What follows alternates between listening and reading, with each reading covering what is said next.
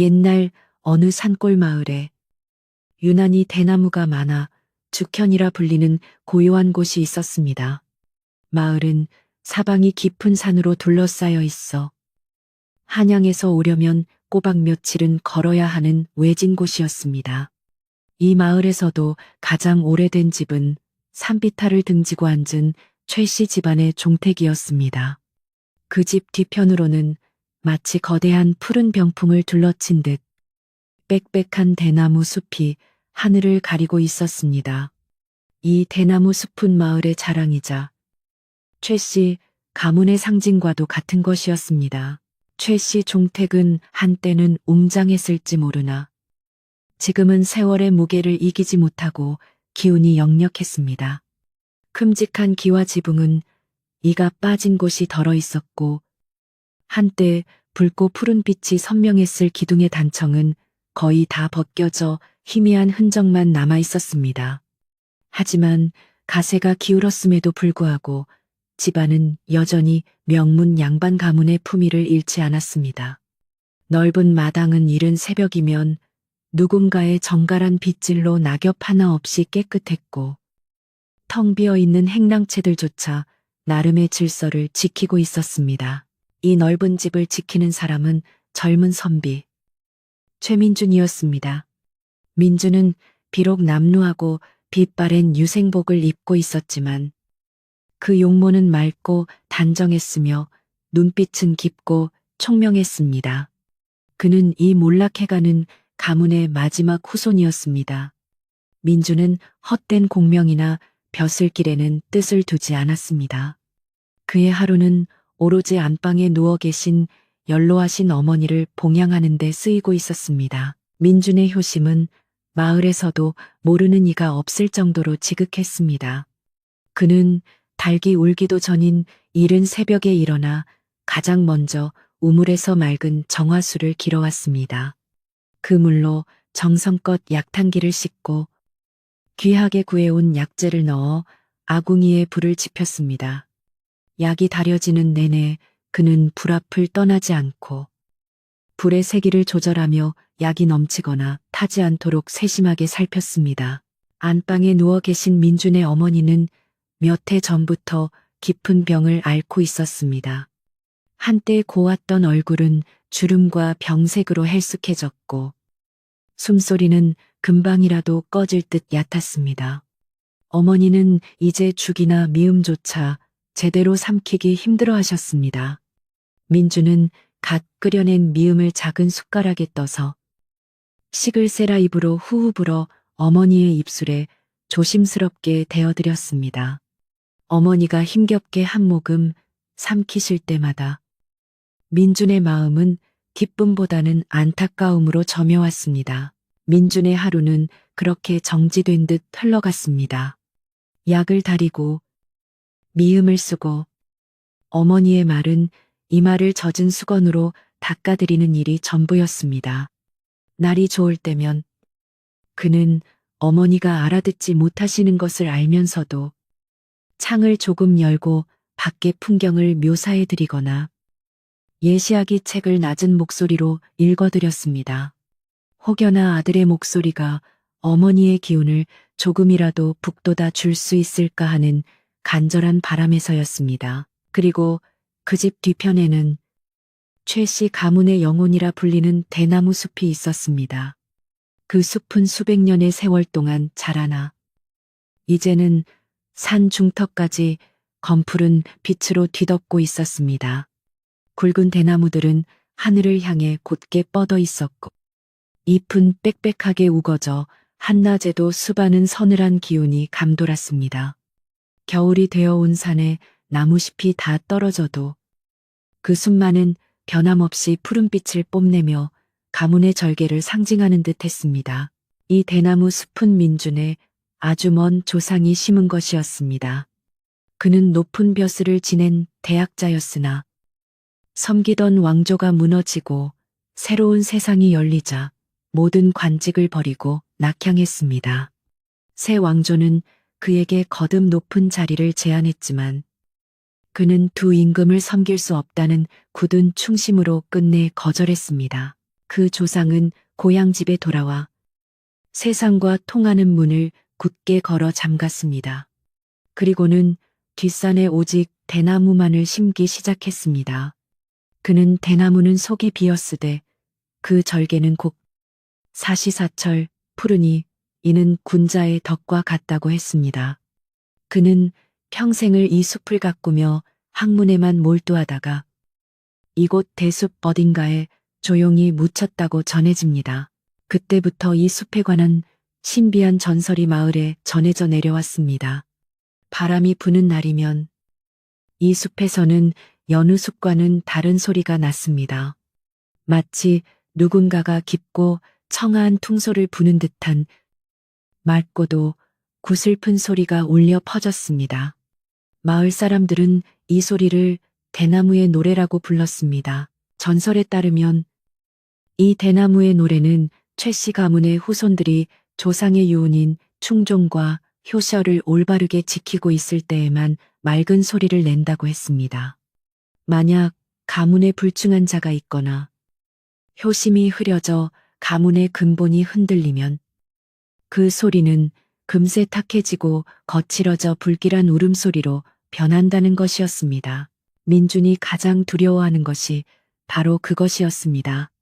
몇 달 전 어머니의 병세가 눈에 띄게 악화되기 시작할 무렵부터 민주는 그 대나무의 노래가 변했음을 직감했습니다.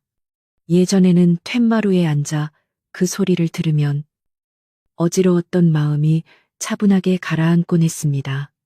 하지만 요즘의 소리는 달랐습니다. 특히 밤이 깊어 바람이 거세지는 시간이면 숲에서 들려오는 소리는 더 이상 맑은 퉁소 소리가 아니었습니다. 그것은 마치 날카로운 쇠붙이로 무언가를 긁어대는 듯한 스산한 소리였고, 때로는 짐승이 낮게 앓는 듯한 신음소리처럼 들리기도 했습니다. 그 소리를 들을 때마다 민주는 가슴이 서늘하게 죄어오는 것을 느꼈습니다. 민주는 잠든 어머니의 헬쑥한 얼굴을 가만히 내려다보며 스스로를 책망했습니다. 이것이 모두 내 탓인가? 나의 효성이 부족하여 어머님의 병환이 깊어지시는 것인가? 그래서 조상님께서 이 대숲을 통해 나를 꾸짖고 계신 것인가?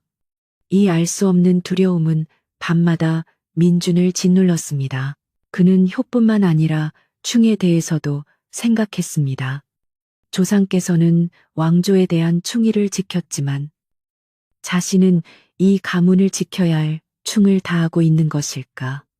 집은 날로 기울어가고 어머니의 약값조차 댁이 버거워 조상대대로 물려받은 서책 몇 권을 몰래 내다 팔아야 했던 자신이 한없이 부끄러웠습니다.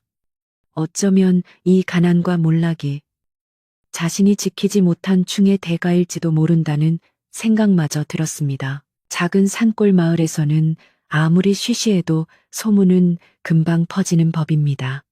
마을 사람들은 최씨 종택의 젊은 선비가 지극정성으로 어머니를 모시는 것을 기특하게 여기면서도 밤마다 대숲에서 들려오는 괴이한 소리에 대해 수군거리기 시작했습니다.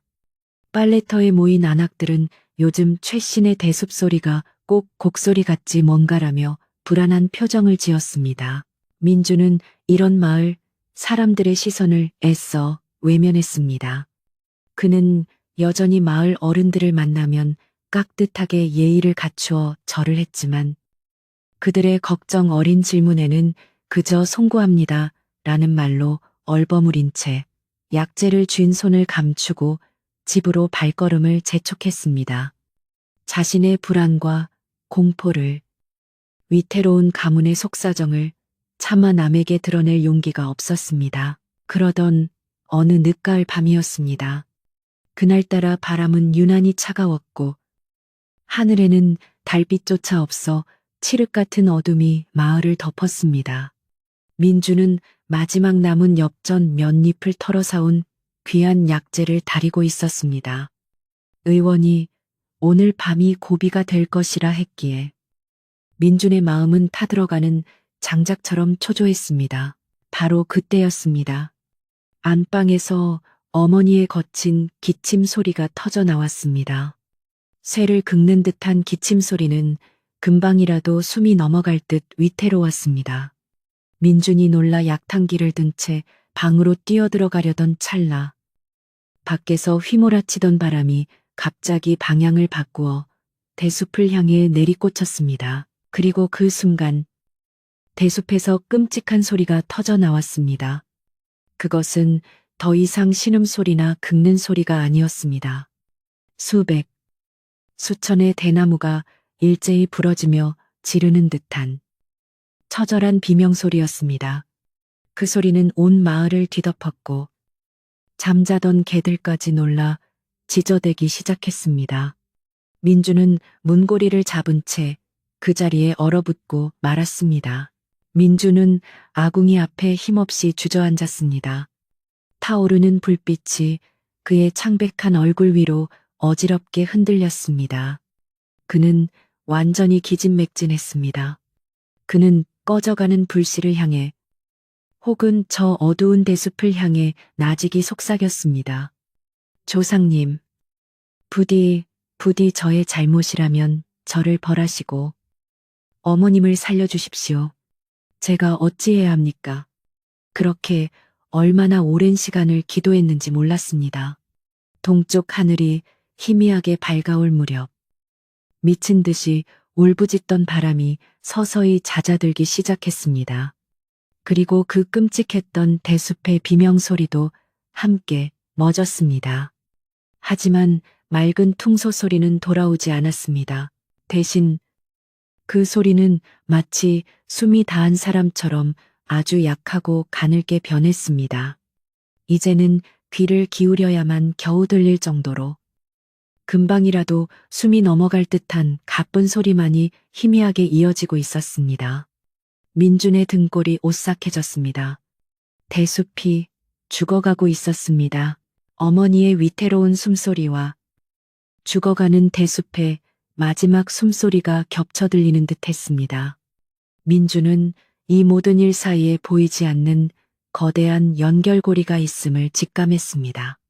불길한 예감이 그의 온몸을 휘감았습니다.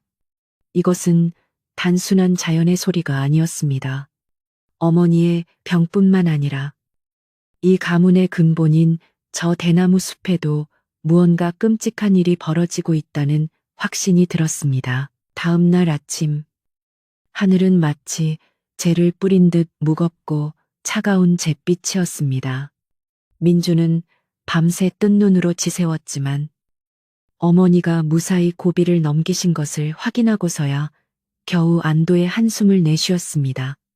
하지만 어머니의 숨결은 어젯밤보다 더욱 희미해져 있었습니다. 그는 마당으로 나와 대숲을 올려다보았습니다.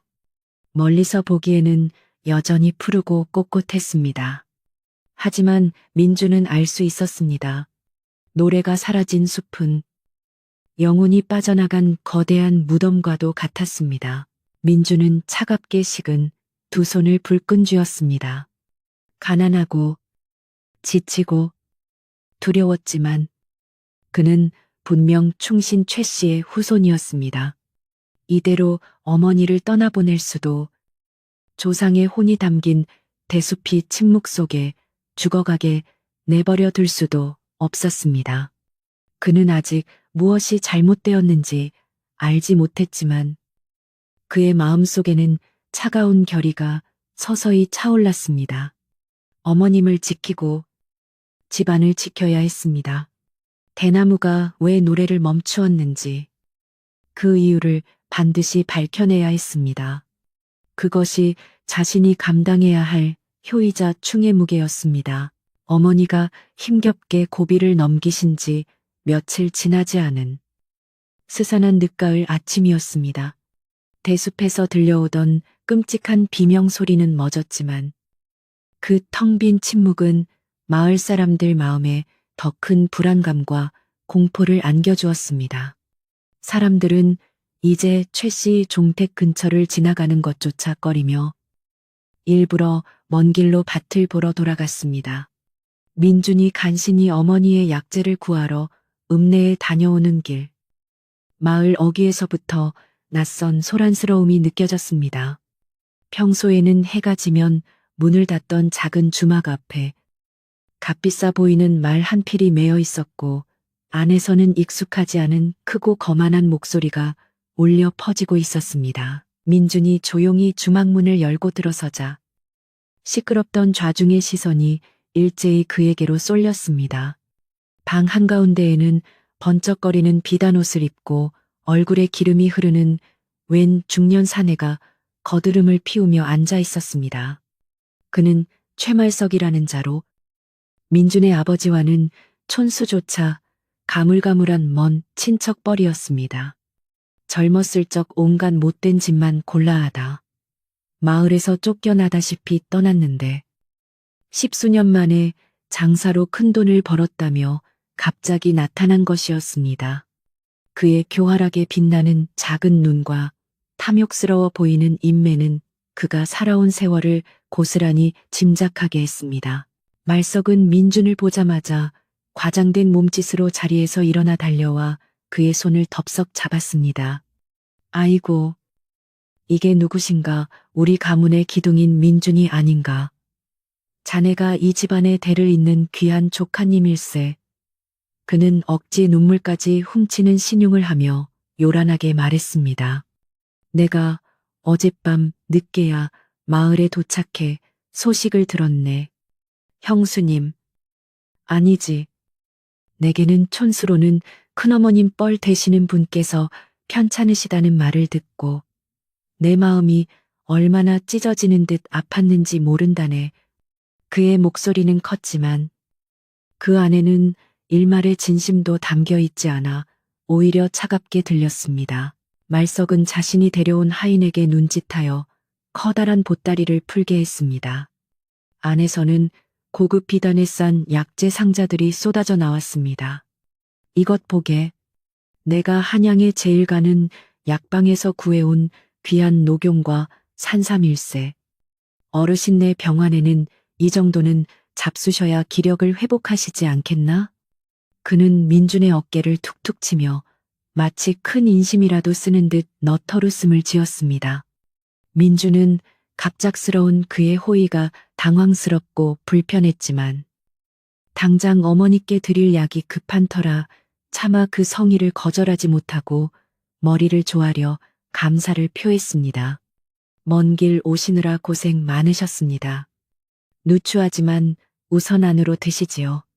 말석은 민준을 따라 최씨 종택 안으로 들어서며 겉으로는 아이고 집안이 어쩌다 이리 기울었는고 하고 혀를 차는 척했지만 속으로는 쾌재를 불렀습니다. 그의 작은 눈은 빠르게 집안 구석구석을 훑었습니다. 텅 비어 먼지만 쌓인 광, 군데군데 부서진 기와 그리고 민준의 해진 유생복. 그는 이 명문 양반가가 이제 이름만 남고 완전히 몰락했음을 단번에 확인했습니다. 그리고 그의 시선은 이내 집 뒤편, 여전히 푸른 빛을 띠고 있지만 불길한 침묵에 잠긴 거대한 대나무 숲에 고정되었습니다. 저것이 바로 그가 수백 리 길을 마다 않고 이곳까지 한 걸음에 달려온 이유였습니다. 당시 한양의 부유한 양반들 사이에서는 질 좋은 대나무로 만든 고급 죽세공품이나 부채, 그리고 귀한 서책을 찍어낼 종이가 불티나게 팔리고 있었습니다. 특히 이 죽현의 대나무는 유난히 곱고 단단하며 속이 꽉 차기로 유명하여 다른 고을의 것보다 항상 2배 이상 비싼 값에 거래되었습니다. 말석은 저 거대한 숲을 통째로 베어 넘기기만 한다면 한양 중심가에 번듯한 기와집 수십 채를 사고도 남을 막대한 돈을 손에 쥘 수 있음을 정확히 계산하고 있었습니다. 그는 민준의 지극한 효심을 이용해 저 숲을 손쉽게 차지할 계획을 세웠습니다. 그날부터 말석은 민준의 집에 머물며 마치 집안의 큰어른이라도 된 듯 행세했습니다. 그는 민준이 어머니의 약을 다릴 때마다 옆에 앉아 훈수를 두었습니다. 아이고, 조카님, 효심은 지극하나 약 다리는 솜씨가 영 서투네. 이렇게 귀한 약재는 불 조절이 생명인데 말이야. 그는 한숨을 푹 쉬며 민준의 눈치를 살폈습니다. 자네 혼자 이 큰 종택을 건사하며 어머님 병수발까지 하려니 얼마나 힘이 드는가. 내가 다 안다네. 자네의 그 고운 손이 이렇게 거칠어져서야 쓰겠나. 그의 걱정하는 듯한 말투는 뱀이 혀를 날름거리는 소리처럼 들렸습니다. 며칠간 민준의 신임을 얻으려 애쓰던 말석은 마침내 본론을 꺼냈습니다. 그날 밤 민준이 지친 기색으로 부엌 아궁이 앞에서 졸고 있을 때였습니다. 말석은 민준의 옆에 조용히 앉아 그의 손을 덥석 잡았습니다. 민준아, 내게 한 가지 좋은 묘안이 있네. 그는 마치 진심으로 걱정하는 듯한 표정을 지었습니다. 저 뒤뜰의 대순말일세. 저것은 물론 조상님의 귀한 유산이지. 하지만 지금 자네에게는 너무나 무겁고 버거운 짐일세. 저 숲이 밥을 먹여주나, 약을 지어주나. 말석은 민준의 반응을 살피며 말을 이었습니다. 그러니 말일세. 저 숲의 관리를 이 숙부에게 맡기게. 내가 저 숲을 잘 가꾸고 관리해서 나오는 이익금으로 어머님 돌아가시는 날까지 세상에 귀하다는 약은 모두 구해다 드리고 이 낡은 집도 번듯하게 수리하고 자네 옷도 비단으로 해 입히겠네. 이건 숲을 파는 것이 아닐세. 그저 가문을 위해 잠시 나에게 맡기는 것뿐이야. 어떤가 그의 눈이 어둠 속에서도 탐욕으로 번들거렸습니다. 민주는 순간 가슴이 철렁 내려앉는 것을 느꼈습니다. 비록 가난에 찌들고 어머니의 병환으로 지쳐 있었지만 그는 저 대숲이 단순한 재산이나 돈벌이 수단이 아님을 뼈저리게 알고 있었습니다. 그것은 수백 년간 이어져 온 최 씨 가문의 정신 그 자체였고 충과 효의 상징이었습니다. 민주는 말석의 손을 조용히 뿌리치고 자리에서 일어났습니다. 그의 목소리는 낮았지만 쇠처럼 단단했습니다. 말씀은 진심으로 감사하오나 숙부님, 저 숲은 저의 조상님께서 피와 땀으로 일구신 곳이며 저희 가문의 혼이 깃든 곳입니다. 제가 굶어 죽는 한이 있어도 저 숲에 손을 댈 수는 없습니다. 말석의 눈썹이 순간 뱀처럼 꿈틀거렸지만 그는 이내 너털웃음을 터뜨리며 상황을 무마했습니다.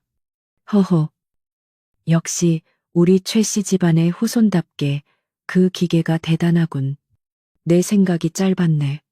그저 자네가 너무 안쓰러워 형편을 덜어주고자 한 말이었네. 기분 나빴다면 잊어버리게. 하지만 그의 속마음은 이미 분노로 들끓고 있었습니다. 어린 놈이 고집만 새기는 좋다. 정녕 내 말을 듣지 않겠다면 내 놈이 제 발로 나에게 와서 무릎 꿇고 빌게 만들어주마. 그는 민준의 집을 나서는 척하며 곧장 마을 주막으로 향했습니다. 그날 밤 주막은 말석이 돌리는 공짜술로 시끌벅적했습니다.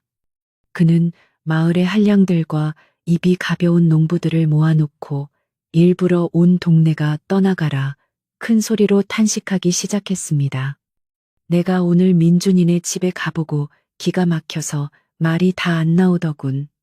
집안은 다 쓰러져 가고 어르신은 당장 내일 돌아가셔도 이상하지 않을 위중한 지경인데 글쎄 약값도 제대로 못 대고 있더란 말이야. 그는 짐짓 슬픈 표정을 지으며 술잔을 비웠습니다. 사람들은 귀를 쫑긋 세우고 그의 다음 말을 기다렸습니다. 술이 몇 순배 돌고 좌중이 취기로 얼큰해지자 말석은 목소리를 낮추며 주변을 둘러보고는 음흉하게 속삭였습니다. 그래서 내가 불쌍해서 말이야. 약값에라도 보태 쓰라고 돈을 좀 넉넉히 쥐어주려 했네. 그랬더니 민준이 그놈이 뭐라고 하는지 아는가. 돈은 필요 없고 차라리 저 뒤뜰의 대숲을 사달라고 하더군. 주막 안이 순간 물을 끼얹은 듯 조용해졌습니다. 효자인 척, 혼자서 온갖 고고한 척은 다 하더니 실은 조상님 숲을 팔아서 제 입속을 채울 궁리만 하고 있었던 게지. 내가 차마 조상님 뵐 면목이 없어 안 된다고 꾸짖으니 도리어 나에게 펄펄 뛰더란 말이야. 이야기적인 거짓말은 말은 들판에 불이 붙듯 순식간에 마을 전체로 퍼져나갔습니다. 사람들은 그동안 민준의 효심을 칭찬했던 자신들의 입을 부끄러워하며 이제는 앞다투어 그를 비난하기 시작했습니다. 어쩐지 요즘 대숲에서 그토록 괴상하고 불길한 소리가 들린다 했더니 민준이가 숲을 팔아넘길 생각을 해서 조상님이 대노하신 거였구먼. 쯧쯧. 그 아버지의 그 아들인 줄 알았더니 겉과 속이 완전히 다른 위선자였어. 민준의 지극한 효심을 기특하게 여기던 마을의 여론은 하루아침에 얼음장처럼 차갑게 돌아섰습니다. 민준은 영문도 모른 채 마을 사람들의 싸늘하고 경멸 어린 시선을 견뎌야 했습니다. 약재를 구하러 읍내에 나갈 때면 사람들은 그를 보고도 못 본 척 고개를 돌리거나 심지어 뒤에서 들으라는 듯이 불효막심한 놈이라며 노골적으로 손가락질했습니다. 민주는 가슴이 찢어지는 듯 아팠지만 그들에게 일일이 변명할 수도 없었습니다. 그저 묵묵히 그 모욕을 감내하며 어머니 곁을 지킬 뿐이었습니다. 이 모든 소동을 마을 입구 낡은 초가집에서 말없이 지켜보는 이가 있었습니다. 마을에서 가장 나이가 많은 박노파였습니다. 그녀는 수십 년 전 끔찍한 흉년이 들어 어린 자식들이 굶어 죽게 되었을 때 당시 종택의 주인이던 민준의 아버지가 관아의 눈을 피해 몰래 쌀가마니를 내어주어 온 가족의 목숨을 구한 적이 있었습니다. 그 후로 그녀는 최 씨 집안의 그 큰 은혜를 단 한순간도 잊지 않고 멀리서나마 늘 묵묵히 그들을 지켜보며 안위를 걱정하고 있었습니다. 다음 날 이른 새벽, 민주는 여느 때처럼 어머니께 드릴 맑은 정화수를 기르러 공동 우물가로 향했습니다. 새벽 빨래를 하러 나온 아낙들은 그를 보자마자 재수 없다며 자리를 피하거나 노골적으로 혀를 차며 돌아섰습니다. 민주는 씁쓸한 마음을 감추고 묵묵히 두레박질을 했습니다. 차가운 물이 가득 담긴 물동이를 막치고 돌아서려는데 등 뒤에서 나지막하고 갈라진 목소리가 그를 불러 세웠습니다. 선비님. 돌아보니 박노파가 어둠 속에 서 있었습니다. 박노파는 주름이 자글자글한 마른 손으로 민준의 소매를 가만히 붙잡았습니다. 그녀의 깊고 흐릿한 눈이 어둠 속에서도 민준을 똑바로 바라보았습니다. 선비님, 대나무는 속이 텅 비어 있어도 사시사철 흔들릴지언정 부러지지 않고 곱게 자라는 법입니다. 그녀의 목소리는 비록 작았지만 그 안에는 세월의 무게가 실린 강한 힘이 있었습니다. 하지만 사람의 속은 굽이굽이 벼랑길과 같아서 겉만 보고는 한 치 앞도 알 수 없는 법이지요. 노파는 민준이 어리둥절해하자 주막이 있는 쪽을 턱짓으로 힐끗 가리키며 말을 이었습니다. 어젯밤에 마을에 들어온 그 친척이라는 자의 눈빛을 보셨습니까? 늙은이의 눈이 틀림없다면 그 눈빛이 겨울날 또아리를 튼 독사의 눈빛보다 차갑고 탐욕스럽습니다. 지금 마을에 도는 흉흉한 소문도 아마 그자의 입에서 시작되었을 것입니다. 부디 저자를 조심하셔야 합니다. 조상님의 숲을 지키셔야 합니다. 민주는 그 말의 깊은 뜻을 금세 알아차렸습니다. 자신을 겹겹이 둘러싸고 있던 차가운 소문과 말석의 교활한 제안, 그리고 대숲의 불길한 침묵, 이 모든 것이 하나로 깨어지는 듯했습니다. 아무도 자신을 믿어주지 않는 이 외딴 마을에서 자신을 진심으로 걱정해주는 유일한 사람을 만난 것 같았습니다. 민주는 무거운 물동이를 다시 내려놓고 노파를 향해 땅에 닿을 듯이 깊이 허리를 숙였습니다. 노파님의 그 귀한 말씀을 뼈에 새기겠습니다. 부디 옥체 강령하십시오. 한편 주막에 머물던 말석은 민준이 마을의 온갖 비난과 손가락질에도 불구하고 숲을 팔겠다는 말을 하지 않자 점점 초조해지기 시작했습니다. 그는 민준이 저렇게 버티는 이유가 아직 어머니가 살아계시고 저 숲이 노래를 부르던 시절의 신성함에 대한 마지막 미련을 버리지 못하고 있기 때문이라고 멋대로 생각했습니다. 그렇다면 더 이상 기다릴 수 없지. 저 숲이 완전히 죽었다는 것을, 조상의 노여움이 극에 달했다는 것을 놈의 두 눈으로 똑똑히 확인시켜 주어야 한다. 그의 눈에 다시 한번 악독하고 잔인한 빛이 어렸습니다. 그는 그날 밤 주막에서 함께 어울리며 자신의 수족처럼 부리던 마을의 불량배 몇 명을 뒷산으로 몰래 불러 모았습니다. 그리고는 그들에게 두둑한 엽전 꾸러미를 쥐어주며 아무도 알아들을 수 없는 목소리로 은밀한 지시를 내렸습니다. 오늘 밤 자시즈시가 되면 달빛이 구름에 가려 가장 어두울 때를 틈타 아무도 모르게 최신의 대숲으로 가야 한다. 그는 품에서 작은 자루 여러 개를 꺼내 그들에게 나누어 주었습니다. 말석이 불량배들에게 건넨 것은 단순한 죄가 아니었습니다. 그것은 산짐승을 쫓는 독한 유황과 몰래 구해온 소금, 그리고 대나무의 뿌리를 아주 서서히, 그러나 치명적으로 썩게 만드는 독초의 가루를 섞은 것이었습니다. 이것을 숲 가장자리, 특히 뿌리가 얕게 드러난 곳에 골고루 뿌려야 한다. 사람 눈에는 띄지 않게. 그러나 깊숙하게 말이다. 절대 인체에는 무해하니 걱정 말고 시키는 대로만 하게. 일이 성사되면 이보다 10배는 더 얹어주겠네. 불량배들은 엽전의 무게에 눈이 멀어 고개를 끄덕였습니다. 말석은 자신의 계획이 완벽하다고 생각했습니다. 며칠 뒤 비가 한 번 내리고 나면 독이 땅속 깊이 스며들어 대나무가 가장자리부터 누렇게 시들기 시작할 것이었습니다. 그러면 사람들은 그것을 조상의 저주가 마침내 형상으로 드러난 것이라고 확신할 것이었습니다. 민주는 결국 어머니의 병환과 조상의 저주라는 공포, 그리고 마을의 압박에 못디겨 숲을 자신에게 헐값에 넘길 수밖에 없을 터였습니다. 그는 어둠 속에서 민준의 종택을 바라보며 비열한 미소를 지었습니다. 어리석은 놈, 충과 효가 밥을 먹여주더냐.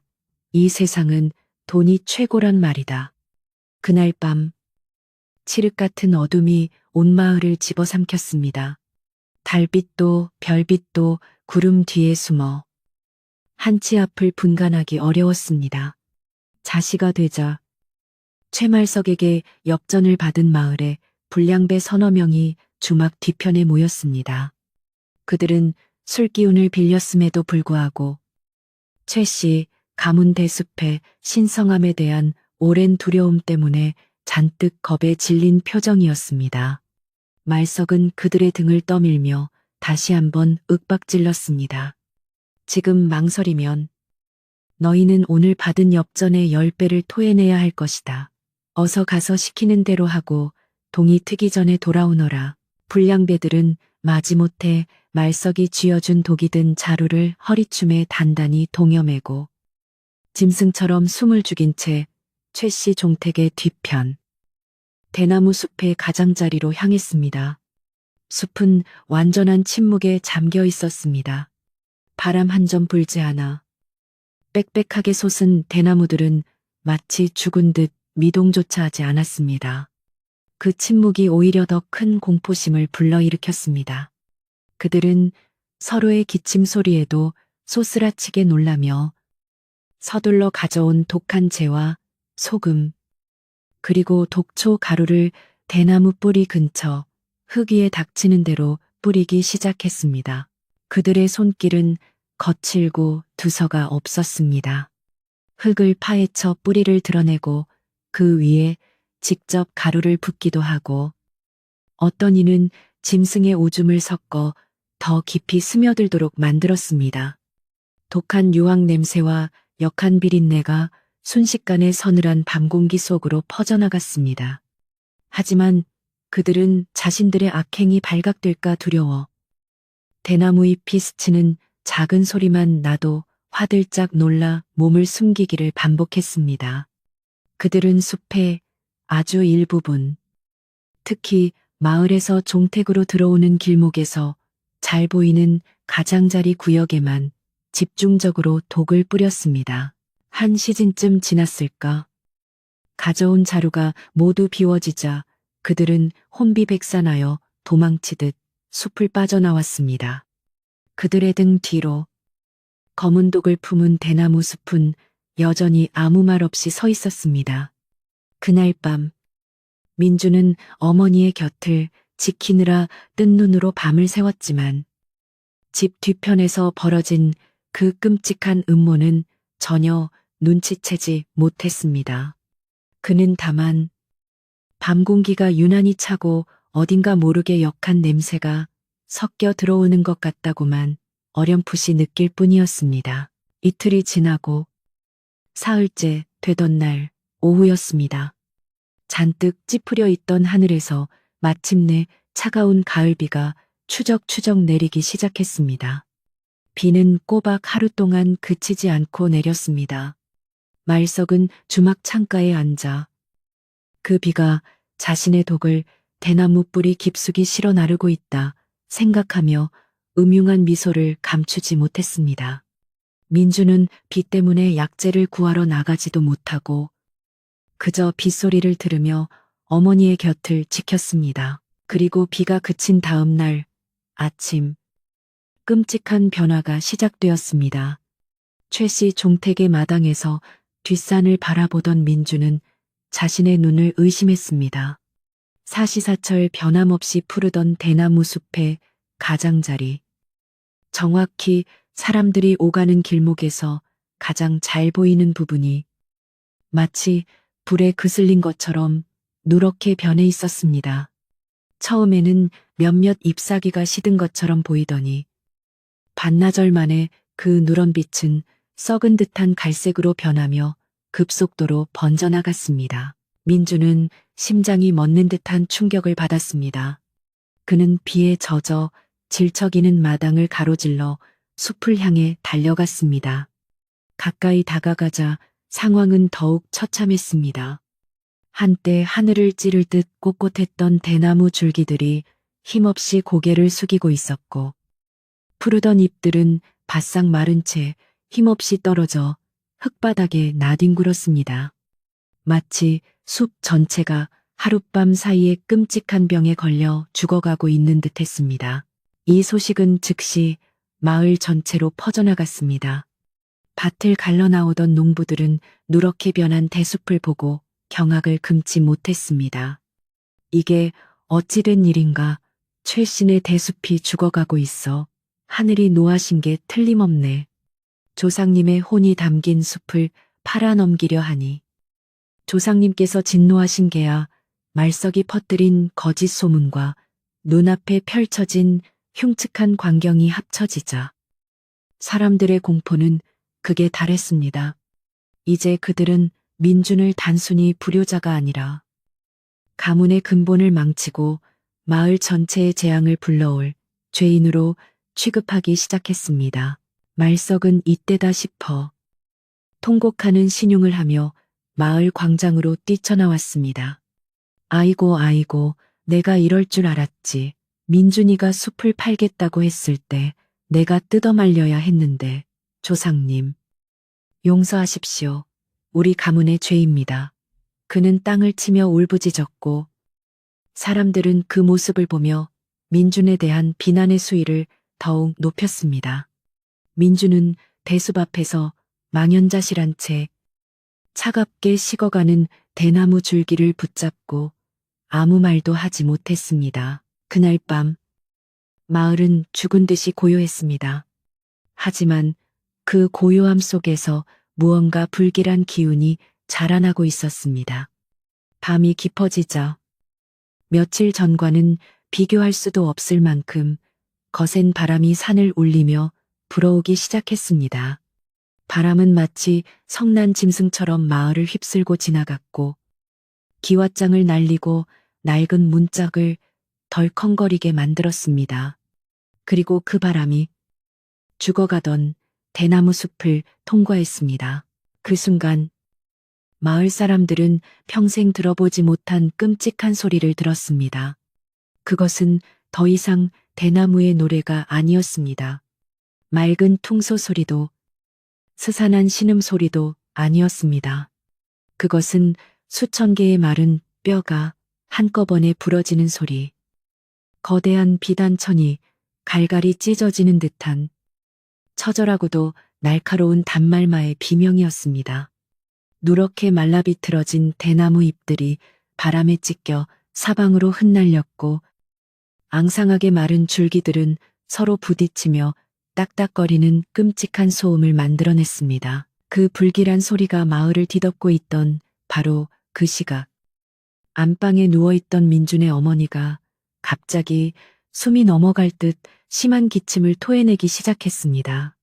쿨럭, 쿨럭. 그 소리는 얕은 숨을 겨우 이어가던 노인의 기침이 아니라 마치 가슴속 깊은 곳에서부터 무언가를 억지로 쥐어짜내는 듯한 고통스러운 소리였습니다. 민주는 창백하게 질려 어머니의 등을 다급하게 쓸어내렸습니다. 어머니의 기침 소리와 밖에서 울부짖는 대숲의 비명소리가 하나로 합쳐지는 듯했습니다. 어머니는 금방이라도 숨이 끊어질 듯 가쁜 숨을 몰아쉬었고 그녀의 이마에는 차가운 식은땀이 흥건했습니다. 민주는 공포에 휩싸였습니다.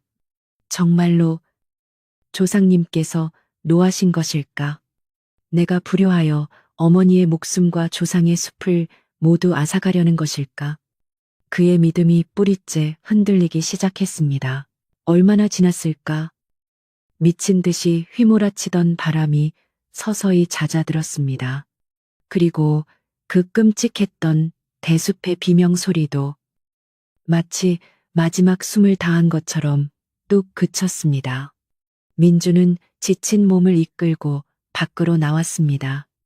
하늘은 여전히 어두웠지만 동쪽에서 희미한 기운이 번지고 있었습니다.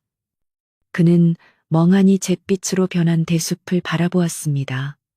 어젯밤의 광풍으로 숲은 더욱 흉측하게 망가져 있었습니다. 그때였습니다. 민준의 코끝으로 아주 낯설고 독한 냄새가 스며들었습니다. 그것은 비 온 뒤의 흙냄새도 썩은 낙엽 냄새도 아니었습니다.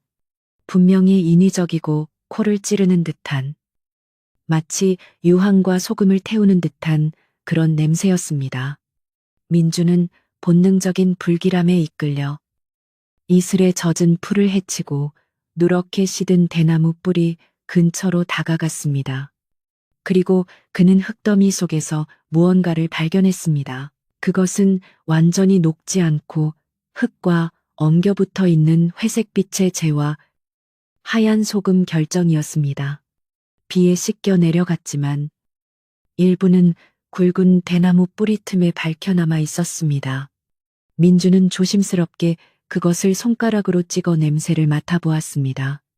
순간 며칠 전 말석이 자신의 방에 들렀을 때 그의 옷자락에서 희미하게 풍겼던 바로 그 유황 냄새임을 깨달았습니다.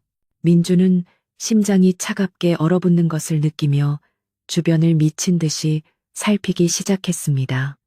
누군가가 고의로 독을 뿌린 것이 틀림없었습니다. 그리고 마침내 그는 진흙탕 속에 찍힌 선명한 발자국을 발견했습니다. 그것은 일반 농부들이 싣는 집신보다 바닥이 조금 더 두껍고 촘촘하게 엮인 낯선 집신 자국이었습니다. 민준의 머릿속이 번개처럼 환해졌습니다. 그는 숨을 헐떡이며 자신의 집 마당으로 달려갔습니다. 그리고 며칠 전 말석이 찾아왔을 때 비에 젖은 집신을 벗어놓았던 툇마루 아래 흙바닥을 내려다보았습니다. 그곳에는 며칠이 지나 희미해졌지만 자신이 숲에서 발견한 것과 정확히 일치하는 집신 자국이 남아 있었습니다. 모든 것이 명백해졌습니다. 최말석. 그가 이 모든 일을 꾸민 것이었습니다. 그는 대나무 숲을 빼앗기 위해 마을에 흉흉한 소문을 퍼뜨리고 그것도 모자라 조상의 숲에 직접 독을 뿌려 마치 조상의 저주가 내린 것처럼 위장했던 것입니다. 그리고 그로 인해 어머니의 병환이 악화되고 자신은 마을 사람들의 손가락질을 받는 죄인이 되었던 것입니다. 민주는 주먹을 불끈 쥐었습니다. 손바닥이 찢어질 듯 아팠지만 그것은 아무것도 아니었습니다. 분노가 머리끝까지 치밀었지만 그는 애써 그것을 억눌렀습니다. 지금 당장 말석에게 달려가 멱살을 잡고 싶었지만 그것은 어리석은 짓이었습니다. 말석은 교활한 뱀처럼 증거가 없으면 얼마든지 발뺌할 것이고 이미 그에게 매수된 마을 사람들은 오히려 자신을 미친놈으로 몰아갈 것이 뻔했습니다. 그는 조용히 숲으로 돌아갔습니다. 그리고 독이 묻은 흙과 재를 깨끗한 한지에 조심스럽게 담았습니다. 또한 말석의 집신 자국이 선명하게 찍힌 진흙을 그대로 떠내어 조심스럽게 괴짝에 담았습니다. 이것이 자신의 결백과 말석의 죄악을 증명할 유일한 증거였습니다. 민주는 잠시 눈을 감았습니다. 아버지가 돌아가시기 전 남긴 유언이 귓가에 맴돌았습니다. 민준아, 이 숲은 우리 가문의 충이다. 어떤 시련이 닥쳐도 이 숲을 지키는 것이 곧 나라에 충성하는 것과 다르지 않다. 그리고 안방에서 희미하게 들려오는 어머니의 숨소리. 그것은 자신이 지켜야 할 효였습니다. 말석은 그 두 가지 모두를 짓밟으려 했습니다. 그는 더 이상 망설이지 않았습니다. 그는 이 모든 증거를 가지고 마을의 가장 큰 어른이자 공명정대하기로 이름난 촌장 어른을 찾아가야겠다고 결심했습니다. 촌장만이 말석의 거짓을 가려내고 마을 사람들의 굳어진 오해를 풀 수 있었습니다. 그는 한지에 싼 흙과 괴짝을 품에 안았습니다. 이제는 더 이상 숨거나 피하지 않을 것이었습니다. 어머니를 위해서, 그리고 조상의 이름을 위해서 다음 날 아침 해가 채중천에 뜨기도 전이었습니다. 최말석은 더 이상 기다릴 수 없다고 판단했습니다. 촌장에게 모든 사실이 알려지기 전에, 그리고 마을 사람들이 민준의 편으로 돌아서기 전에 그는 먼저 선수를 쳐서 민준을 완전히 궁지에 몰아넣어야 했습니다. 그는 주막에서 돈으로 매수해둔 인상이 험악하고 무례배에 가까운 장정 몇 명을 불렀습니다. 그들은 어깨에 빗독촉을 할 때나 두르는 붉은 천을 걸치고 손에는 위협적으로 보이는 몽둥이까지 들고 있었습니다. 말석은 그 무리들을 이끌고 곧장 최씨 종택의 마당으로 쳐들어갔습니다. 낡았지만 굳게 닫혀있던 대문을 거칠게 밀어젖힌 그는 민준이 기거하는 안방문을 향해 고래고래 소리를 질렀습니다. 민준아, 이 불효막심하고 배은망덕한 놈아, 당장 문을 열고 나오지 못할까. 그의 우렁찬 고함 소리는 이른 아침에 고요한 마을 공기를 찢어 놓았습니다. 무슨 일인가 싶어 잠이 깬 마을 사람들이 하나둘 최씨 종택의 낮은 담장 너머로 고개를 내밀고 이소란을 구경하기 시작했습니다. 말석은 구경꾼들이 모여드는 것을 확인하고는 일부러 더 큰 소리로 마당을 울렸습니다. 네가 내 어미 약값을 구한답시고 나에게 눈물로 사정하여 막대한 빚을 져놓고 이제 와서 은혜를 원수로 갚아 빚 갚을 돈이 없으면 당장 약조한 대로 저 뒤뜰에 대숲이라도 내놓거라. 어서 그가 손짓하자. 함께 온 장정들이 민준이 보지도 못한 가짜 빈문서를 흔들어 보이며 위협적으로 마당을 가로막고 섰습니다. 그들 중 우두머리로 보이는 자가 몽둥이로 마당을 내리치며 외쳤습니다. 이것 보시오. 동네 사람들, 여기 최민준의 수결이 똑똑히 찍힌 차용증서가 버젓이 있소이다. 어르신 약값으로 빌려간 돈이 산더미인데 돈이 없으면 저 쓸모없어진 대나무 밭이라도 내놓아야 하는 것이 사내대장부의 도리가 아니오. 이 광경을 지켜보던 마을 사람들은 수군거리기 시작했습니다. 저런 빚쟁이들까지 몰려왔구먼. 결국 빚 때문에 숲을 팔려 했던 게 정말이었어. 쯧쯧. 가문 망신이 따로 없네. 민준을 향한 비난이 다시 거세졌습니다. 최말석은 이 기회를 놓치지 않았습니다. 그는 의기양양하게 웃으며 누렇게 죽어가고 있는 대숲을 손가락으로 가리켰습니다. 모두들 저 흉측한 꼴을 보게나 대나무가 이미 노래를 멈추고 저렇게 죽어가고 있지 않은가. 저것은 하늘의 뜻일세. 민준이. 저놈의 불효와 탐욕에 마침내 조상님들께서 진노하셔서 가문을 버리신 게야. 저 숲은 이제 더 이상 신성한 숲이 아닐세. 그저 저주받은 흉물일 뿐이란 말일세.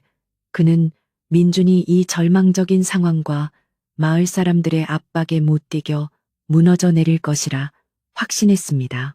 누가 감히 조상님의 성지 생디를 흉물이라 입에 담는가. 바로 그때였습니다. 맑으면서도 쇠처럼 단단한 목소리가 마당 전체를 울렸습니다. 굳게 닫혀있던 대문이 활짝 열리고 민준이 밤새 증거를 챙기느라 잠을 설쳤음에도 불구하고 조금도 흐트러짐 없는 꼿꼿한 자세로 마당을 향해 걸어 들어왔습니다. 그의 뒤에는 이 마을의 촌장이자 가장 큰 어른인 이훈장과 수염이 하얗게 센 마을의 원로 몇 분이 엄숙하고 근엄한 표정으로 함께하고 있었습니다. 민준이 밤새 그들을 찾아가 모든 사실을 고했던 것입니다. 최말석은 예상치 못했던 촌장과 원로들의 등장에 당황하여 얼굴이 순간 굳어졌습니다. 그는 이 늙은이들이 이른 아침부터 어쩐 일로 여기까지 왔는지 몰라 안절부절 못했습니다. 하지만 이내 뻔뻔한 표정을 지어 보이며 그들에게 달려가 엎드렸습니다. 아이고, 촌장 어르신, 그리고 여러 어르신들, 어쩐 일로 이 누추한 곳까지 왕림하셨습니까? 마침 잘 오셨습니다. 저 페류나를 좀 보십시오. 저놈이 제게 빚을 지고도 갚지 않아. 제가 정당하게 담보인 저 숲을 받으러 온 것입니다. 촌장은 말석의 아양을 차갑게 외면하고 마당 한가운데에 놓인 툇마루에 천천히 자리를 잡고 앉았습니다. 마을 사람들은 담장 너머에서 혹은 마당 입구에서 숨을 죽이고 이 재판과도 같은 광경을 지켜보았습니다. 촌장은 지팡이로 마당을 한번 툭 치고는 낮은 목소리로 말석을 향해 물었습니다. 최서방, 자네가 지금 한 말이 모두 사실인가? 자네가 정말 저 젊은 선비에게 빚을 받을 것이 있으며 저 숲이 정당한 담보란 말인가? 말석은 얼른 품속에서 가짜 빈문서를 꺼내 촌장에게 내밀었습니다. 물론입니다. 어르신, 이 문서를 보십시오. 이놈이 제게 빚을 지고도 갚지 않겠다고 버티고 있습니다. 민주는 촌장 앞에 엎드려 정중하게 예의를 갖춘 뒤 조용히 입을 열었습니다. 그의 목소리는 조금의 떨림도 없었습니다. 촌장 어르신, 그리고 마을 어르신들께 고합니다. 저는 하늘을 우러러 한 점 부끄럼이 없습니다. 저는 저 숙부라는 분에게 단 한 푼의 돈도 빌린 적이 없으며 저 문서는 명백히 위조된 것입니다. 촌장은 말석이 내민 문서를 받아들고 유심히 살펴보았습니다. 그는 수십 년간 이 마을의 대소사를 처리하며 수많은 문서를 봐온 사람이었습니다. 종이는 너무 새 것이었고 민준의 수결이라 주장하는 것은 어설프게 필체를 흉내낸 조잡한 것이었습니다. 촌장은 말없이 고개를 저었습니다. 민준은 이어서 품속에서 조심스럽게 꺼낸 한지 꾸러미를 촌장 앞에 펼쳐 보였습니다. 어르신, 이것을 보아주십시오. 한지 안에는 어젯밤 민준이 숲에서 직접 가져온 독한 유황과 소금, 그리고 역한 냄새가 나는 잿가루가 담겨 있었습니다. 어르신들, 대숲이 죽어가는 것은 조상님의 노여움 때문이 아닙니다. 민준의 목소리가 마당을 가득 채웠습니다. 누군가가 사악한 마음을 품고 고의로 이 끔찍한 독을 조상님의 숲에 뿌려 대나무의 뿌리를 썩게 만들었기 때문입니다. 그 말을 듣는 순간 최말석의 얼굴이 백지장처럼 하얗게 질렸습니다. 그는 자신도 모르게 한 걸음 뒤로 물러섰습니다. 무슨 해괴망측한 소리를 짓거리는 게냐. 내 놈이 숲을 팔아먹으려다 조상의 벌을 받은 것을 이제 와서 멀쩡한 사람에게 죄를 뒤집어 씌우려는 게냐. 그는 목소리를 높였지만 그 끝은 당황하여 심하게 떨리고 있었습니다. 마을 사람들도 크게 술렁이기 시작했습니다. 그들은 숲이 조상의 저주를 받아 죽어간다고만 생각했지. 누군가가 일부러 독을 뿌렸다는 것은 상상도 못한 일이었습니다. 민주는 말석의 발악에도 아랑곳하지 않고 자신이 밤새 준비한 마지막 증거인 괴짝을 마당에 내려놓았습니다. 뚜껑을 열자 그 안에는 집신 자국이 선명하게 찍힌 진흙덩이가 들어 있었습니다. 이것은 제가 오늘 새벽 독이 뿌려진 대숲 속에서 발견한 집신 자국입니다. 민주는 말석이 신고 있는 고급 집신을 날카롭게 바라보았습니다. 그리고 이 자국은 며칠 전 저분이 저희 집 툇마루에 남겼던 집신 자국과 정확히 일치합니다. 제가 봤습니다. 모든 이의 시선이 갑자기 들려온 갈라진 목소리에 쏠렸습니다. 구경꾼들 사이를 헤치고 마을 입구에 살던 박노파가 떨리는 걸음으로 마당 안으로 들어섰습니다. 그녀는 촌장 앞에 엎드려 머리를 조아렸습니다. 늙은이의 눈이 비록 어두우나 그날 밤만은 똑똑히 보았습니다. 노파는 떨리는 손가락으로 최말석을 가리켰습니다. 며칠 전, 비가 오기 전날 밤이었습니다.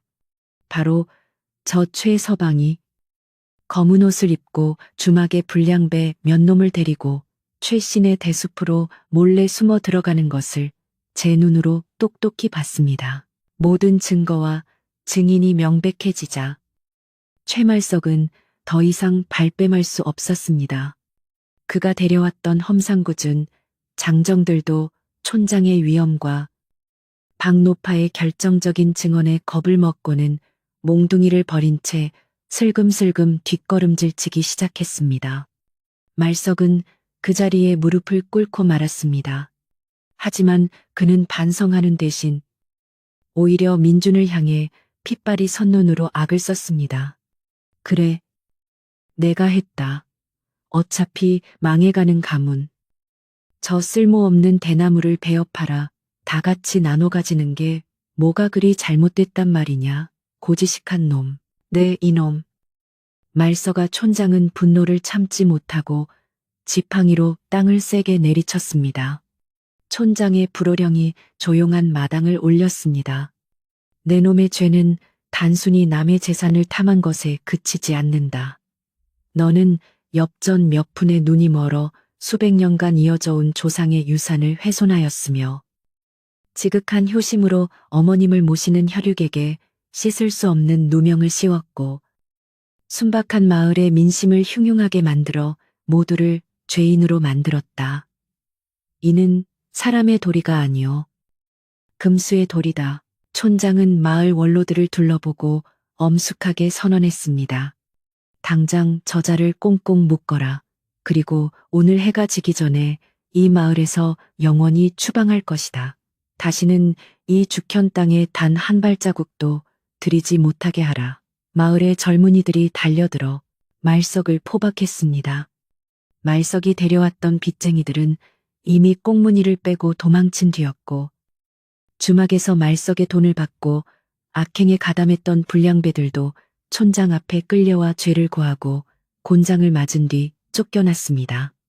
말석은 끌려나가면서까지 민준을 향해 온갖 저주를 퍼부었지만 아무도 그의 마지막 발악에 귀를 기울이지 않았습니다. 모든 소란이 끝나자 마당에는 민준과 촌장, 그리고 그동안 오해했던 마을 사람들만 남았습니다.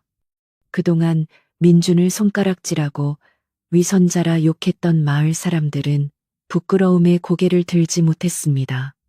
그들은 하나둘 민준 앞에 다가와 자신들의 어리석음을 사죄하며 머리를 조아렸습니다. 선비님, 저희가 귀가 얇아 간악한 자의 말에 놀아났습니다. 선비님의 그 깊은 효심을 의심했으니 저희가 큰 죄를 지었습니다. 부디 용서해 주십시오. 민주는 그들을 향해 아무 말 없이 묵묵히 고개를 끄덕여 그들의 사과를 받아들였습니다. 민주는 촌장과 원로들에게 땅에 엎드려 깊이 감사를 표했습니다. 촌장은 민준을 일으켜 세우며 그의 어깨를 두드렸습니다. 진정한 충과 효는 이처럼 혹독한 시련 속에서 더욱 그 빛을 발하는 법일세. 자네는 훌륭하게 아버님의 유운과 가문을 지켜냈네. 자네야말로 이 대숲의 진정한 주인일세. 촌장은 말을 이었습니다. 하지만 이제 남은 일이 있네. 저 숲을 이대로 죽게 내버려 둘 수는 없지 않은가. 민주는 누렇게 죽어가는 대숲을 바라보았습니다. 조상의 저주가 아니라 독 때문이라는 것을 알았지만 이미 썩어가는 뿌리를 되살릴 방법이 막막하기만 했습니다. 그날 밤 달이 중천에 높이 떴습니다. 늦은 시간임에도 불구하고 최씨종택의 마당은 어둡지 않았습니다. 촌장의 말에 깊이 감화되고 민준의 효심에 부끄러움을 느낀 마을 사람들이 저마다 물동이와 양동이를 들고 모여들기 시작했습니다. 그들은 공동 우물에서 가장 맑고 차가운 새벽 정화수를 길어왔습니다. 어둠 속에서도 그들의 눈빛은 결연했습니다. 이것은 속죄의 마음이자 마을의 상징을 되살리려는 간절한 염원이었습니다. 박노파도 작은 바가지를 들고 그들 틈에 끼어 있었습니다. 민준이 횃불을 들고 앞장섰고 수십 명의 마을 사람들은 물동이를 이고진 채 그 뒤를 따라 대나무 숲으로 향했습니다. 그들은 말석 일당이 잔인하게 독을 뿌렸던 숲 가장자리로 나아갔습니다. 흉측하게 말라비틀어진 대나무들은 밤바람에 여전히 스산하고 뼈가 부딪히는 듯한 소리를 냈습니다. 하지만 이제 사람들은 더 이상 두려워하지 않았습니다. 그들은 횃불 아래에서 독에 오염된 시커먼 흙을 조심스럽게 걷어내기 시작했습니다. 독이 묻은 흙을 걷어낸 자리에 사람들은 밤새 정성껏 길어온 맑은 우물물을 붓기 시작했습니다. 차가운 물이 드러난 대나무 뿌리를 적시며 흙 속으로 스며들었습니다. 살아나게, 제발 살아나게, 조상님, 저희의 정성을 받으시고 부디 이 숲을 살려주십시오. 사람들은 마치 자신의 자식을 돌보듯 간절한 마음을 담아 물을 부었습니다. 그것은 단순히 독을 씻어내는 행위가 아니었습니다. 그것은 마을 사람들 모두의 진심 어린 정성으로 가문의 상처 입은 혼을 정화하고 치유하는 신성한 의식이었습니다. 민주는 앙상하게 마른 대나무 줄기 하나를 가만히 어루만졌습니다. 손끝에 닿는 감촉은 여전히 차갑고 딱딱했지만 그는 그 속에서 아직 꺼지지 않은 미약한 생명의 기운을 느끼려 애썼습니다. 마을 사람들은 밤이 깊어가는 줄도 모르고 우물과 숲을 수백 번 오가며 물을 길어 날랐습니다. 쌀쌀한 가을밤이었지만 그들의 이마에는 땀이 송골송골 맺혔고 등은 땀으로 흠뻑 젖었습니다. 하지만 누구 하나 힘들다는 내색을 하거나 그만두자고 말하는 이가 없었습니다. 민주는 자신을 돕는 이웃들의 따뜻한 마음에 눈시울이 뜨거워지는 것을 느꼈습니다. 가장 외롭고 고통스러웠던 순간, 자신을 비난했던 그들이 이제는 자신의 가장 든든한 버팀목이 되어주고 있었습니다. 그는 이 마을 사람들과 함께라면 이 죽어가는 숲을 반드시 되살릴 수 있으리라는 강한 믿음이 생겼습니다.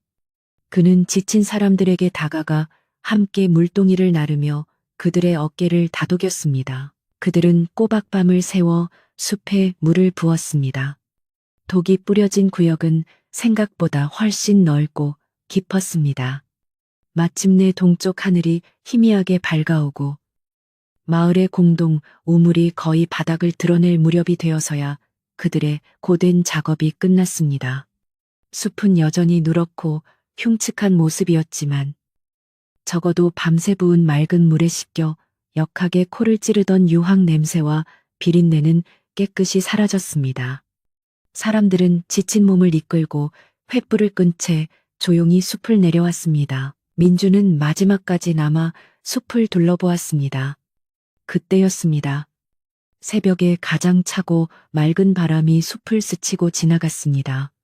어젯밤까지만 해도 마른 뼈가 부딪히는 듯한 끔찍한 소리만 내던 대숲이었습니다. 하지만 지금 아주 희미하게 마치 저 먼 하늘 끝에서 들려오는 신락 같은 소리처럼 후 하고 맑은 숨소리 같은 소리가 들리는 듯 했습니다. 민주는 귀를 기울였습니다. 그것은 지친 귀가 만들어낸 착각이었을지도 모릅니다. 하지만 그는 그 소리에서 절망이 아닌 아주 작은 희망의 씨앗을 발견했습니다. 민주는 조용히 집으로 돌아왔습니다. 횃불이 꺼진 마당은 새벽의 푸른빛 속에 고요히 잠겨 있었습니다. 그는 먼지가 묻은 손으로 조용히 안방문을 열었습니다. 밤새 이어진 바깥의 소란과 차가운 새벽 공기에도 불구하고 어머니는 오랜만에 아주 평온한 표정으로 깊은 잠에 빠져 있었습니다. 마치 어젯밤의 그 거센 바람이 어머니의 가슴을 짓누르던 무거운 병마의 기운을 함께 휩쓸어 가기라도 한 것처럼 그 숨소리가 어제보다 한결 고르고 편안해져 있었습니다. 민주는 어머니의 이마를 가만히 짚어보았습니다. 뜨겁던 열이 조금 내린 듯 했습니다. 밤새 이어진 정화 작업이 끝나고 마을 사람들은 지친 몸을 이끌고 각자의 집으로 돌아갔습니다. 최 씨 종택에는 다시 무거운 침묵이 찾아왔습니다. 민주는 어머니의 방을 지켰고 마을 사람들은 숨을 죽인 채 대숲의 변화를 기다렸습니다. 하루가 지나고 이틀이 지나도 누렇게 죽어버린 숲은 마치 그 끔찍했던 밤의 상처를 그대로 간직한 듯 아무런 변화도 보이지 않았습니다. 여전히 숲은 침묵했고 바람이 불어도 마른 뼈가 부딪히는 스산한 소리만 희미하게 들려올 뿐이었습니다. 하지만 민주는 포기하지 않았습니다. 그는 매일 새벽 가장 맑은 정화수를 길어와 어머니께 드리기 전 대숲의 상처 입은 뿌리에 먼저 그 물을 부었습니다. 그렇게 일주일쯤 지났을까요? 마을의 아이 몇 칙업도 없이 대숲 근처에서 술래잡기를 하고 있었습니다. 한 아이가 숨을 곳을 찾으려 누렇게 변한 대나무 덤불 근처로 다가갔다가 무언가를 보고는 깜짝 놀라 그 자리에 멈춰 섰습니다.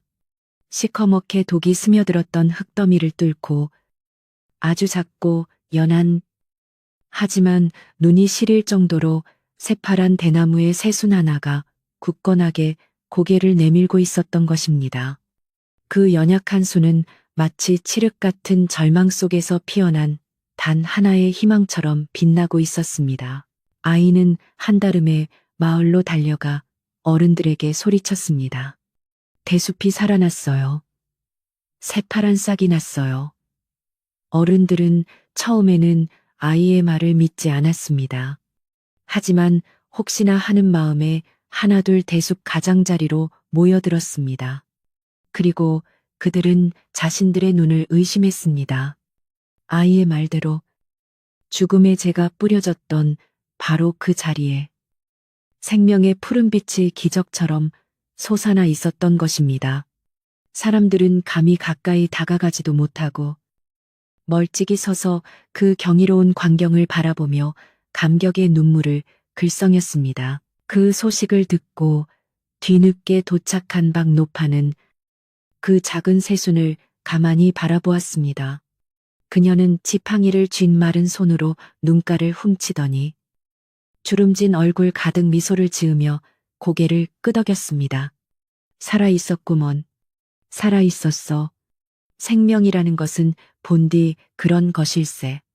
아무리 혹독한 독과 추위가 짓밟아도 그 뿌리 깊은 곳에 진심만 살아있으면 이렇듯 다시 싹을 틔우는 법이지. 노파의 목소리에는 깊은 안도와 확신이 담겨 있었습니다. 그 작은 새수는 시작에 불과했습니다. 마치 기적의 신호탄이라도 된 것처럼 다음 날부터 숲은 놀라운 속도로 변화하기 시작했습니다. 힘없이 떨어지던 누런 잎들이 더 이상 떨어지지 않았습니다. 죽은 듯 고개를 숙이고 있던 대나무 줄기들이 마치 잠에서 깨어난 듯 서서히 허리를 펴기 시작했습니다. 그리고 며칠이 더 지나자 바싹 말라비틀어졌던 가지 끝에서 연두색 새잎들이 수줍은 듯 고개를 내밀기 시작했습니다. 그 모습은 마치 메마른 붓에 푸른 물감을 묻혀 다시 그림을 그리는 듯 했습니다. 회복의 기운은 독이 뿌려졌던 가장자리에만 머물지 않았습니다. 숲 전체가 마치 긴 겨울잠에서 깨어나 깊은 숨을 내쉬는 듯 했습니다. 흉측하게 번져가던 썩은 갈색빛은 서서히 그 힘을 잃었고 그 자리를 건강하고 생명력 넘치는 검풀은 빛이 빠른 속도로 채워나갔습니다. 마을 사람들은 매일 아침 눈을 뜨면 가장 먼저 대숲을 확인했습니다.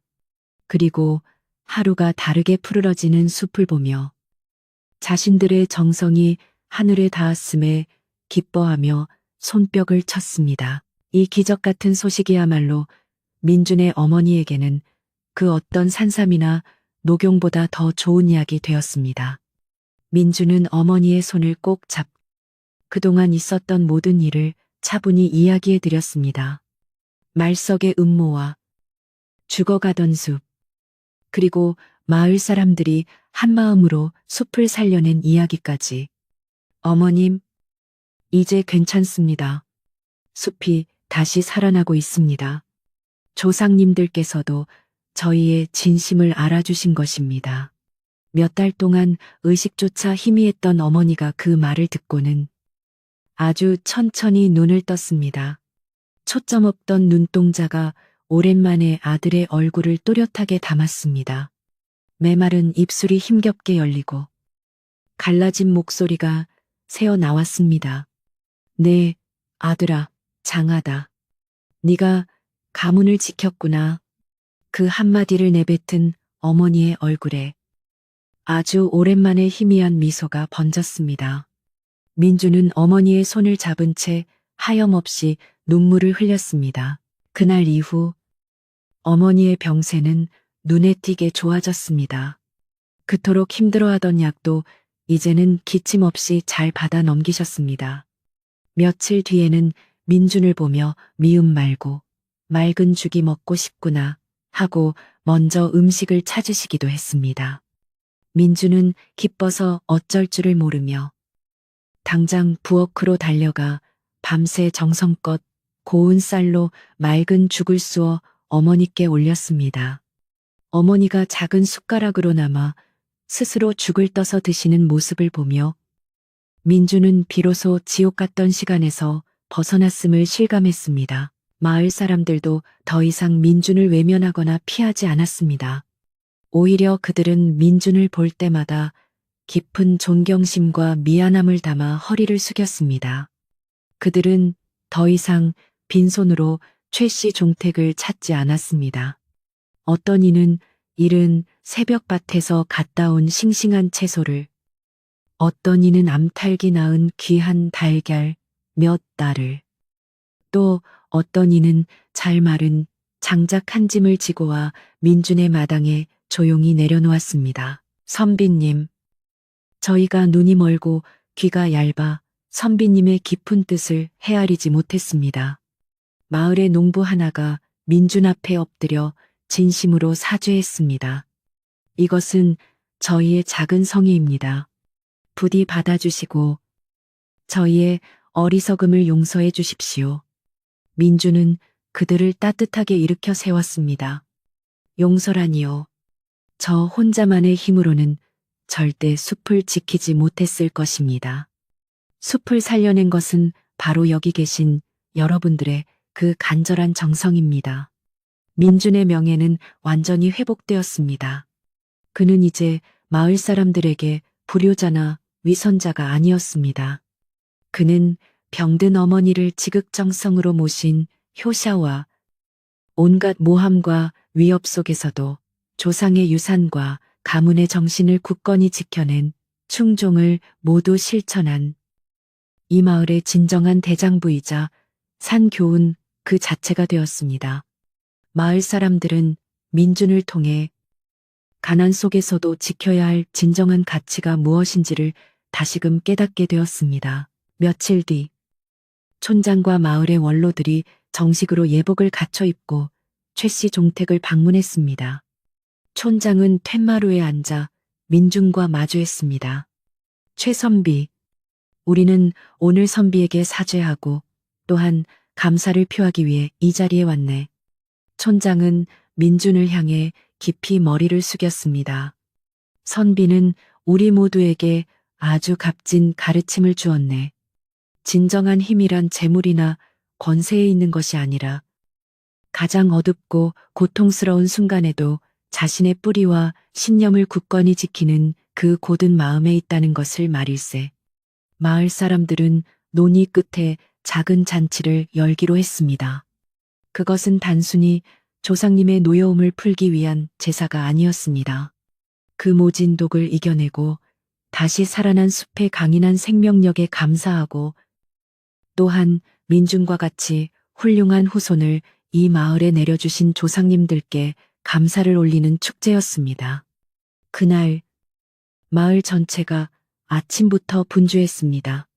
부녀자들은 갓진 떡을 이고 날랐고 장정들은 맑은 막걸리를 걸러왔습니다.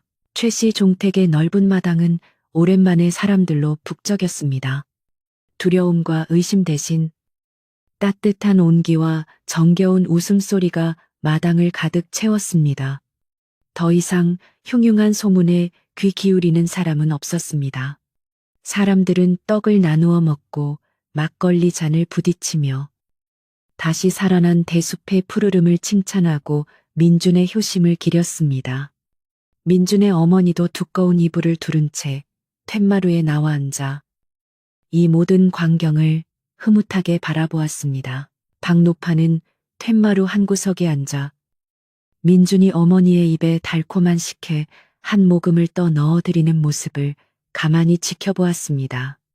노파는 주름진 얼굴 가득 인자한 미소를 지었습니다. 그렇고 말고 덕덕에 뿌리는 탐욕의 독보다 훨씬 깊고 질긴 법이지. 그러니 저렇게 다시 푸른 싹을 틔우지 않겠는가. 노파의 나지막한 목소리는 잔치의 소란스러움 속에서도 민준의 귓가에 똑똑히 들렸습니다. 저녁이 되자 잔치는 끝나고 마을 사람들은 충만한 마음으로 각자의 집으로 돌아갔습니다. 온 마을이 깊은 평화 속에 잠겼습니다. 그날 밤 둥근 보름달이 휘영청 떠올라 은빛 달빛이 온 세상을 환하게 비추었습니다. 민주는 수많은 절망의 밤을 홀로 지새웠던 바로 그 툇마루에 다시 조용히 앉았습니다.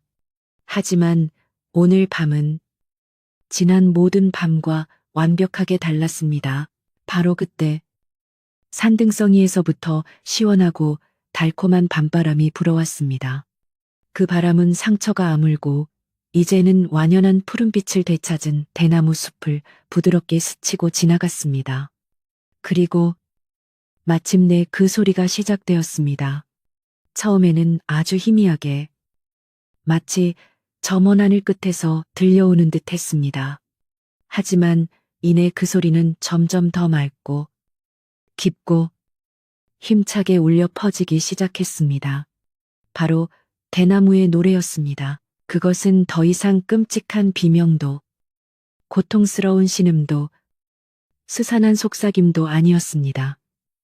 그것은 깊고 청아한 퉁소소리였으며 프로파운드한 평화와 불굴의 인내, 그리고 마침내 모든 것을 이겨낸 승리의 멜로디였습니다. 그것은 용서와 회복의 노래였으며 춤과 효라는 가문의 정신이 독을 이기고 다시 살아났음을 선포하는 장엄한 교향곡이었습니다. 그 청아한 노래는 열린 창문을 타고 어머니의 방 안으로 부드럽게 흘러 들어갔습니다. 그것은 그 어떤 약보다도 더 신비로운 치유의 자장가였습니다. 민주는 어머니의 방을 넌지시 바라보았습니다. 어머니는 수년 만에 처음으로 아무런 고통이나 뒤척임 없이 아이처럼 깊고 평화로운 잠에 빠져 있었습니다. 고른 숨소리만이 노래와 함께 방 안을 채웠습니다. 민주는 가만히 눈을 감고 온몸으로 그 대나무의 노래를 느꼈습니다. 몇 달 동안 자신을 짓눌렀던 지독한 두려움과 뼛속까지 스며던 외로움, 그리고 감당하기 버거웠던 피로감이 그 맑은 소리에 눈 녹듯 씻겨나가는 것을 느꼈습니다. 어깨를 짓누르던 무거운 짐이 마침내 사라지고 그 자리에는 따뜻하고 충만한 평온함만이 남았습니다. 그는 고개를 들어 달빛을 받아 은빛 용의 비늘처럼 반짝이는 대나무 숲을 바라보았습니다. 숲은 이제 완벽하게 되살아나 그 어느 때보다도 더 꼿꼿하고 푸르게 빛나고 있었습니다. 민주는 그 숲을 향해, 바람을 향해, 그리고 저 하늘 어딘가에 계실 아버지를 향해 나직이 속삭였습니다. 아버님, 아버님의 뜻을 지켰습니다. 대숲이 다시 노래합니다. 그 노래는 밤새 멈추지 않았습니다. 아무리 혹독한 시련과 끔찍한 독이 스며들어도 그 뿌리 깊은 생명은 결코 죽지 않고 반드시 다시 일어선다는 영원한 약속처럼 울려 퍼졌습니다. 그 노래에는 굳은 충심을 지켰던 먼 조상의 넋과 지극한 효심으로 가문을 지켜낸 민준의 마음이 하나로 어우러져 밤하늘을 타고 멀리 멀리 퍼져나갔습니다. 그 청아한 멜로디는 고요한 죽현마을 전체를 따뜻한 이불처럼 부드럽게 감쌌습니다. 바치를 마치고 고단한 잠에 빠져들던 마을 사람들은 꿈결 속에서 그 평화로운 대나무의 노래를 들었습니다. 그들의 마음속에 남아있던 마지막 근심 걱정도 그 노래 속에 스르르 녹아내렸습니다. 무거웠던 눈꺼풀이 천천히 감기고 마을 전체가 깊고 편안한 잠에 바다로 빠져들었습니다. 이야기는 바로 여기, 이 고요하고 평화로운 마을의 밤, 그리고 다시 돌아온 푸른 대나무의 자장가 속에서 조용히 끝을 맺습니다.